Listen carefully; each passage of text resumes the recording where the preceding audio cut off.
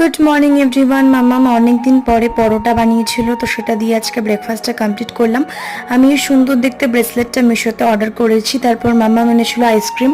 সেটা খাওয়ার পর আমি নিজে বাড়িতে একটু আইসক্রিম ট্রাই করছিলাম। রেসিপিটা কালকে আসবে। অনেক বাসন নোংরা করেছি, তো মাম্মাম সেগুলো পরিষ্কার করার পর আমাকে ওষুধটা খাইয়ে দিল। আমার মুখের এক্সপ্রেশন দেখেই বুঝতে পেরেছো কতটা খারাপ খেতে ছিল ওষুধটা। আজকে লাঞ্চে ছিল থোড়ের তরকারি, মোছার ঘন্ট, ডাল এবং পটল ভাজা। খাওয়ার পরে কিছুক্ষণ রেস্ট নেওয়ার পর আমি 5টার সময় বেরিয়ে গেছিলাম কম্পিউটার ক্লাসে। আর আজকের আকাশটা দারুণ ছিল, আর আজও যথারীতি আমি সবার আগে এসে পৌঁছেছি। আচ্ছা, চশমা পরে তো আমার কোনো ভিডিও তোমরা দেখোনি। অ্যাকচুয়ালি কম্পিউটারের সামনে বসে এইভাবে প্র্যাকটিস করতে হয় বলে চোখে অনেকটা এফেক্ট পড়ে, সেই জন্য কিনেছি।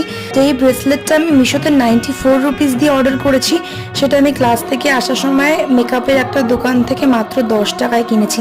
এখন কিভাবে ক্যান্সেল করবো সেটাই বুঝতে পারছি না।